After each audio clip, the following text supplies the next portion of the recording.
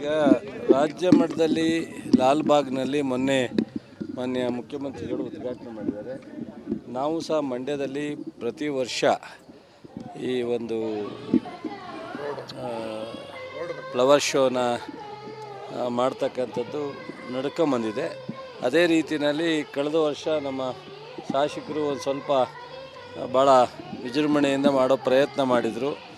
So ಈ ವರ್ಷ ಅದಕ್ಕಿಂತಲೂ ಎಫೆಕ್ಟಿವ್ ಆಗಿ ಆಗಬೇಕು ಅಂತೇಳಿ ತೋಟಗಾರಿಕೆ ಇಲಾಖೆ ಮತ್ತು ನಮ್ಮ CEO, ಶಾಸಕರು, DC ಎಲ್ಲರೂ ಸೇರಿ ಮಾಡಿದ್ದಾರೆ. ಅದನ್ನು ಬಹುಶಃ ಉದ್ಘಾಟನೆ ಮಾಡಿದ್ದೀನಿ ಸಂತೋಷವಾಗಿ.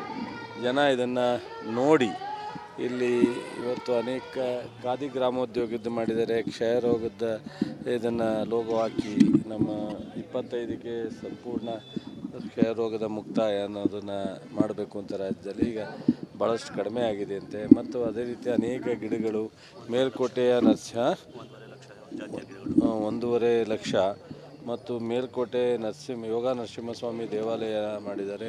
ಪ್ರವಾಸಿ ತಾಣ ಸಾಕಷ್ಟು ಎಲ್ಲ ಹೂಗಳನ್ನ ಡಿಫ್ರೆಂಟು ಇದನ್ನೆಲ್ಲ ಮಾಡಿದ್ದಾರೆ. ಸ್ವಲ್ಪ ಆಕರ್ಷಣೀಯವಾಗಿ ಮಾಡಿದ್ದಾರೆ. ಬಹುಶಃ ಈ ನಮ್ಮ ಜಿಲ್ಲೆ ಜನ, ನಗರದ ಜನ, ಮಂಡ್ಯ ಸುತ್ತಮುತ್ತ ಹಳ್ಳಿ ಜನ ಇದನ್ನು ನೋಡಿ ಅವರೆಲ್ಲರೂ ಖುಷಿ ಆದರೆ ನಮಗೂ ಸಂತೋಷ ಮಾಡಿದ್ವಿ. ರಾಜ್ಯದಲ್ಲಿ ಮೈಕ್ರೋ ಫೈನಾನ್ಸ್ ಹಾವಳಿ ಹೆಚ್ಚಾಗ್ತಾ ಇದೆ. ಒಂದಷ್ಟು ಸಾವನ್ನಪ್ಪುವಂಥ ಕೆಲಸಗಳು ಕೂಡ ಆಗ್ತಾ ಇದೆ. ಅದಕ್ಕೆ ಹೇಳಿದಾರಲ್ಲ, ನಮ್ಮ ಕಾನೂನು ಮಂತ್ರಿಗಳು ಸಹ ರಿಯಾಕ್ಟ್ ಮಾಡಿದ್ದಾರೆ. ಸೊ ಮುಖ್ಯಮಂತ್ರಿಗಳು ಗಮನಕ್ಕೂ ತಂದಿದ್ದಾರೆ. ಬಟ್ ಯಾವುದೇ ಮುಲಾಜಿಲ್ದಲೇ ಕಠಿಣವಾದಂಥ ಕಾನೂನನ್ನು ತರಬೇಕು ಅನ್ನೋ ಒಂದು ಆಲೋಚನೆ ಮಾಡಾಗಿದೆ. ಬಹುಶಃ ಈ ಅಸೆಂಬ್ಲಿಗೆ ಕಾನೂನು ತಂದು ಅವ್ರ ಮೇಲೆ ಕ್ರಮ ತಗೊಳ್ತಕ್ಕಂಥದ್ದು. ಮತ್ತು ನಮ್ಮ SP ಅವರಿಗೆ ಬಹುಶಃ ಇಲ್ಲೇ ನಾನು ಹೇಳ್ತಾ ಇದ್ದೀನಿ, ಯಾರೇ ಸಿಕ್ಕಿದ್ರು ಕಾನೂನು ಒಂದು ಕಡೆ, ಸಾರ್ವಜನಿಕರಿಗೆ ತೊಂದರೆ ಆಗೋದಾದರೆ ಈ ಮೈಕ್ರೋ ಫೈನಾನ್ಸಿಂದ ಸಾರ್ವಜನಿಕರ ಆತ್ಮಹತ್ಯೆ ಆಗೋ ಪ್ರಕರಣಗಳು ಬರೋಂಥದ್ದಾದರೆ ಅವ್ರಿಗೆ ಬಡ್ಡಿ ಸುಸ್ತಿ ಬಡ್ಡಿ ಹಾಕಿ ತೊಂದರೆ ಕೊಡೋದಾದ್ರೆ ಅವ್ರ ಮೇಲೆ ಯಾವ ರೀತಿ ಕಾನೂನು ಕ್ರಮ ಜರುಗಿಸ್ಲಿಕ್ಕಾಗುತ್ತೋ ಜರುಗಿಸ್ಲಿಕ್ಕೆ ಈಗಾಗಲೇ ಮುಖ್ಯಮಂತ್ರಿಗಳು ಡೈರೆಕ್ಷನ್ ಕೊಟ್ಟರೆ ನಮ್ಮ ಜಿಲ್ಲೆನಲ್ಲೂ ಸೀರಿಯಸ್ಸಾಗಿ ಮಾಡ್ತೀವಿ. ಜನರು ಬಹುಶಃ ನಾವು ಈಗ ಆ ಒಂದು ಇದಕ್ಕೋಸ್ಕರನೇ ಬಡ್ಡಿ ರಹಿತ ಸಾಲ ಕೊಟ್ಟಿರ್ತಕ್ಕಂಥದ್ದು. PLD ಬ್ಯಾಂಕ್ ಮೂಲಕ ಸಾಲ ತೊಗೋಬೋದು, ಸೊಸೈಟಿ ಮೂಲಕ ತೊಗೋಬೋದು, ಬೇರೆ ಕಮರ್ಷಿಯಲ್ ಬ್ಯಾಂಕ್ ಮೂಲಕ ತೊಗೊಂಡೋಗ್ಬೋದು. ಈ ಮೈಕ್ರೋ ಫೈನಾನ್ಸ್ಗೆ ಹೋಗ್ತಕ್ಕಂಥದ್ದನ್ನ ನಿಲ್ಲಿಸಬೇಕು ಅಂತೇಳಿ ನಾನು ನಮ್ಮ ಜನರಲ್ಲಿ ವಿನಂತಿ ಮಾಡ್ತಕ್ಕಂಥದ್ದು. ಜನರು ಈಗ ಇದಕ್ಕೆ ಏನಾಗುತ್ತೆ, ಸಡನ್ನಾಗಿ ಸಿಗುತ್ತೆ, ಡಾಕ್ಯುಮೆಂಟ್ಸ್ ಇಲ್ಲದಲ್ಲೇ ಸಿಗುತ್ತೆ, ದಾಖಲೆಗಳಿಲ್ಲ ಬೇಕಿಲ್ಲ ಅಂತ ಹೋದಾಗ ಈ ಥರದ್ದೆಲ್ಲ ಅವರು ಒಂದಕ್ಕೆ ಡಬಲ್ ಬಡ್ಡಿ ಹಾಕ್ಕೊಂಡು ತೊಂದರೆ ಕೊಡೋಕ್ಕಾಗುತ್ತೆ. ನಮ್ಮ ಸಾರ್ವಜನಿಕರು ಇದನ್ನು ಎಂಟರ್ಟೈನ್ ಮಾಡಬಾರ್ದು ಮಾಡೋಕ್ಕೆ. ನನ್ನ ಕರ್ತವ್ಯ, ನಮ್ಮ ಶಾಸಕರು ನಾವು ಈ ಸರಿ 7ಕ್ಕೆ 6 ಗೆಲ್ಲಿಸಿದ್ದಾರೆ. ನಾವು ಬಹುಶಃ ಇಡೀ ರಾಜ್ಯದ ಜನ ಯಾರೂ ಅಂದ್ಕೊಂಡಿರಲಿಲ್ಲ ಮಂಡ್ಯದಲ್ಲಿ ಕಾಂಗ್ರೆಸ್ ಗೆಲ್ಲುತ್ತಾ, ಮಂಡ್ಯ ಜಿಲ್ಲೆಯಲ್ಲಿ 1-2 ಗೆಲ್ತವೋ ಇಲ್ಲವೋ ಅನ್ನೋ ಥರ ಇತ್ತು. ಅಂಥದ್ರಲ್ಲಿ 6 ಜನ ನಾವು ಶಾಸಕರಾಗಿ ಮಾಡಿದ್ದಾರೆ. ಮೊದಲು ಅದಕ್ಕಿಂತ ಚುನಾವಣೆಗಿಂತ ಮೊದಲು MLC graduate constituency local body ಮಾಡಿದ್ದು. ಆಕಸ್ಮಿಕವಾಗಿ ಕಾರಣಾಂತರದಿಂದ ಲೋಕಸಭೆಗೆ ನಾವು ಸೋತಿದ್ದೀವಿ. ಬಟ್ ಲೋಕಸಭೆಯಲ್ಲಿ ಸೋತು ಅಂದ ತಕ್ಷಣವೇ ನಾವು ಉದಾಸೀನ ಮಾಡಲಿಕ್ಕೆ ಆಗಲ್ಲ. ಸೊ ಮಂಡ್ಯ ಶುಗರ್ ಫ್ಯಾಕ್ಟ್ರಿ ನಿಮಗೆಲ್ಲರೂ ಗೊತ್ತಿದೆ ಯಾವ ರೀತಿ ಪರಿಸ್ಥಿತಿ ಇತ್ತು ಅಂತ. ಸೊ ಹಿಂದೆ 2004ರಲ್ಲಿ ನಿಂತೋಗಿತ್ತು, ಸ್ಟಾರ್ಟ್ ಮಾಡೋದು. ಅದಾದಮೇಲೆ 2018ರಲ್ಲಿ ಮತ್ತೆ ನಿಂತೋಯ್ತು. ಸೊ ಬಸವರಾಜ ಬೊಮ್ಮಾಯಿ, ಯಡಿಯೂರಪ್ಪ ಖಾಸಗಿ ಮಾಡೋಕ್ಕೆ ಹೋಗಿ ಅದು ನಿಲ್ಲಿಸಿದ್ರು. ಇವೆಲ್ಲ ಆದಮೇಲೆ ನಾವು ನಮ್ಮ ಎಲ್ಲರ ಒತ್ತಾಯದ ಮೇರೆಗೆ ನಮ್ಮ ಮುಖ್ಯಮಂತ್ರಿಗಳು 50 ಕೋಟಿ ಕೊಟ್ಟರು. ಈ ವರ್ಷ ಭಾಳ ಉತ್ತಮವಾಗಿ ನಡೆಸ್ತಾ ಇದ್ದೀವಿ.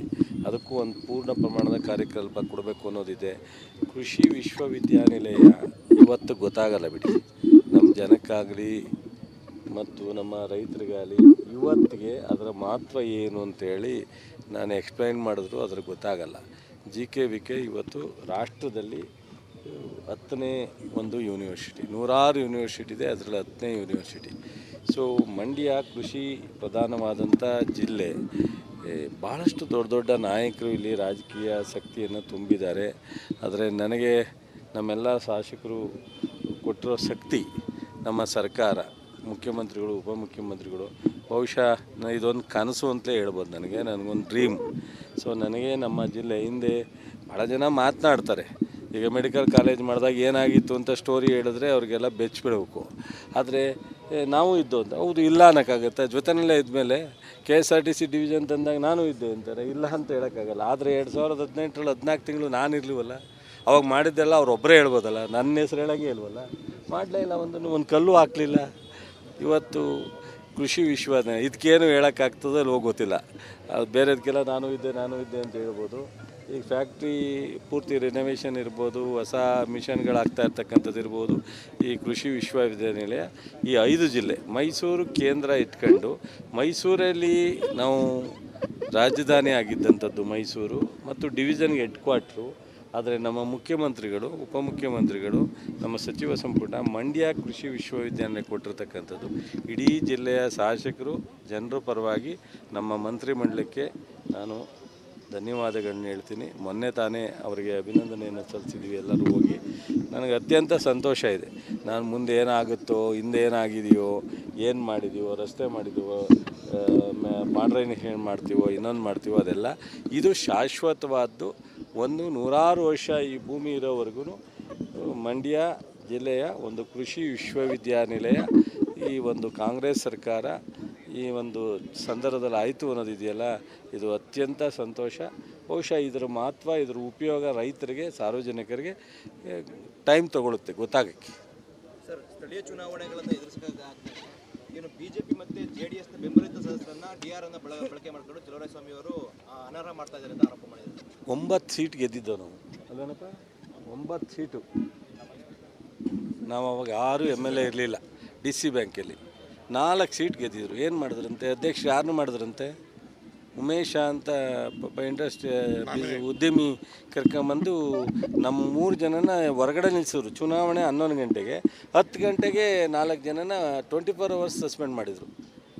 ಪಾಪ ಪುಟ್ಟರಾಜು ಪಾಪ ಭಾಳ ಬುದ್ಧಿವಂತ, ತುಂಬ. ಅಯ್ಯಯ್ಯೋ ನಾನು ಕಲ್ತ್ಕೋಬೇಕಾಗಿತ್ತು, ಕಲ್ತ್ಕೊಳ್ಳಲಿಲ್ಲ ಅವ್ರ ಹತ್ರ, ಯಜಮಾನ್ರ ಹತ್ರ.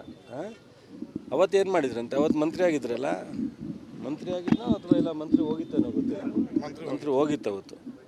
ಸೊ BJP ಜೊತೆ ಸೇರ್ಕೊಂಡು 4 ಜನನ 24 ಅವರ್ಸ್ ಅಮಾನತು ಮಾಡಿದ್ರಲ್ಲ. ನೋಡಿರಿ, ಕೋಆಪ್ರೇಟಿವ್ ಇಲಾಖೆಯಲ್ಲಿ ನಾವು ಅವರಷ್ಟು ಕೇಳಿದು ಮಾಡಲ್ಲ. ಇವತ್ತು ಸಹ 4 ಜನ ಕ್ಯಾಂಡಿಡೇಟ್ ಆಗಿರೋರು ನಮ್ಮ ಮಂತ್ರಿ ಹತ್ರ ಸ್ಟೇ ಇದೆ. ಸ್ಟೇ ವೆಕೇಟ್ ಮಾಡಿದ್ರೆ ಅವ್ರು ಕ್ಯಾಂಡಿಡೇಟ್ ಆಗಂಗಿಲ್ಲ. ಅದನ್ನು ಅದಕ್ಕೆ ಕೈ ಹಾಕಿಲ್ಲ. ನಮ್ಮ ಶಾಸಕರು ಯಾರೂ ಒತ್ತಡ ಮಾಡಿಲ್ಲ. ಚುನಾವಣೆಯಲ್ಲಿ ಗೆದ್ದು ಬರೋಣ ಅಂತ ಹೇಳಿದ್ದಾರೆ.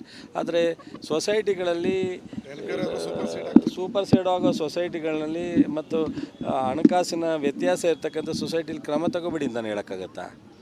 ಕಾನೂನು ಬಾಹಿರವಾಗಿರ್ತಕ್ಕಂಥ ಮತ್ತು ಹಗರಣ ಆಗಿರ್ತಕ್ಕಂಥ ಸೊಸೈಟಿ ಮೇಲೆ ಕ್ರಮ ಆಗುತ್ತೆ. ಅದಕ್ಕೆ DR ಹೊಣೆ ಅಂದರೆ ಸುಮ್ಮನೆ ಇರೋಕ್ಕಾಗತ್ತಾ?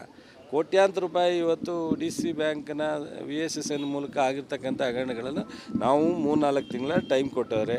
ನಾನೇ ಟೈಮ್ ಕೊಡೋಕ್ಕೆ ಹೇಳಿದೆ. ಈ 1 ವರ್ಷದಿಂದನೇ ಕ್ರಮ ತಗೋಬೇಕಾದವನು ಕೆಲವನ್ನ 1-3 ತಿಂಗಳು 4 ತಿಂಗಳು ಟೈಮ್ ಕೊಡಿ, ರಿಕವರಿ ಮಾಡ್ಕೊಳ್ಳಿ, ಆಮೇಲೆ ಕ್ರಮಕ್ಕೆ ಹೋಗಿ ಅಂತ ಹೇಳಿದೆ. ಸೊ ಅವರು ಕ್ರಮ ಆಗದೇ ಇದ್ದಾಗ ಕ್ರಮಕ್ಕೆ ಹೋಗ್ತಾರೆ.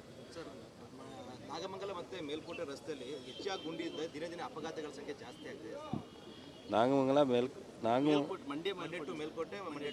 ಮಂಡ್ಯ ಮೇಲ್ಕೋಟೆ ಮತ್ತು ಮಂಡ್ಯ ನಾಗಮಂಗಲ 2 ರಸ್ತೆ ಹಾಳಾಗಿದೆ. ಇದು 12 ಕೋಟಿಗೆ 15 ಕೋಟಿಗೋ ರವಿಯವರು ಆಲ್ರೆಡಿ ಅಗ್ರಿಮೆಂಟ್ ಆಗಿದೆ. ನಾಗಮಂಗಲ ರಸ್ತೆ ಆಗುತ್ತೆ. ಮೇಲ್ಕೋಟೆ ರಸ್ತೆ ನಾವು KSIPನಲ್ಲಿ ಸೇರಿಸುವಂಥ ಪ್ರಯತ್ನ ಮಾಡ್ತಾಯಿದ್ರು. ಅದ್ರ ಮಧ್ಯದಲ್ಲಿ ತುಂಬ ಹಾಳಾಗಿರೋದ್ರಿಂದ ಸೊ ಮೊನ್ನೆ ಮುಖ್ಯಮಂತ್ರಿಗಳಿಗೆ ದರ್ಶನ್ ಒಂದು ಲೆಟ್ರ್ ಕೊಟ್ಟಿದ್ದಾರೆ. ಆದಷ್ಟು ಬೇಗ ಒಂದು ರಡ್ ಮಾಡೋದಕ್ಕೋಸ್ಕರ ಒಂದು 10 ಕೋಟಿ ರಿಲೀಸ್ ಮಾಡಲಿಕ್ಕೆ ಅದು ಆದಷ್ಟು ಬೇಗ ಆಗುತ್ತೆ.